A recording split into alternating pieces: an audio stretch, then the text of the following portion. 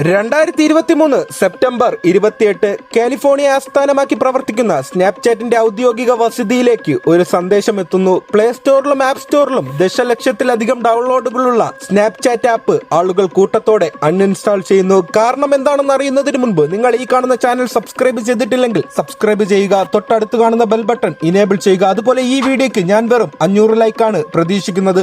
So like and comment. അങ്ങനെ ആപ്പിലെ technical വശങ്ങൾ കൈകാര്യം ചെയ്യുന്നവർ ആപ്പ് ഫോറങ്ങളിൽ കാരണങ്ങൾ തേടിയെങ്കിലും കൃത്യമായ റിപ്പോർട്ട് ലഭിക്കുന്നില്ല.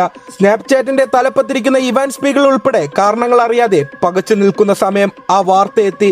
സൗദിയിലെ ട്രെയിനിങ് ക്യാമ്പിൽ നിന്നും മെഡിക്കൽ കഴിഞ്ഞു മടങ്ങവേ സ്നാപ്ചാറ്റിൽ സെൽഫി എടുക്കാനെത്തിയ ആരാധകനോട് ഇത് സ്നാപ്ചാറ്റ് ആണെന്ന് പറഞ്ഞ് ക്രിസ്ത്യാനോ റൊണാൾഡോ സെൽഫി നിഷേധിക്കുന്നു. സോഷ്യൽ മീഡിയയിൽ ആ വീഡിയോ വൈറലായി. 1 മണിക്കൂർ ആകുമ്പോഴേക്കും സ്നാപ്ചാറ്റിന്റെ ഡൗൺലോഡ് 30% കുറഞ്ഞിരുന്നു. അന്ന് പുലർച്ചെ ഡെക്കാൻ കോർണക്കിൾ റൊണാൾഡോയെ കുറിച്ച് എഴുതിയ ഒരു തലക്കെട്ടുണ്ട്.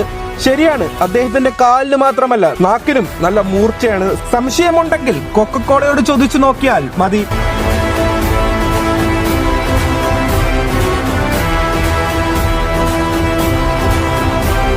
അപ്പോൾ ഇങ്ങനത്തെ ഇൻട്രസ്റ്റിംഗ് വീഡിയോയ്ക്കായി ഈ വീഡിയോ ലൈക്ക് ചെയ്യുക, അതുപോലെ സബ്സ്ക്രൈബ് ചെയ്ത് ബെൽ ബട്ടൺ ഓൺ ആക്കി വെക്കുക.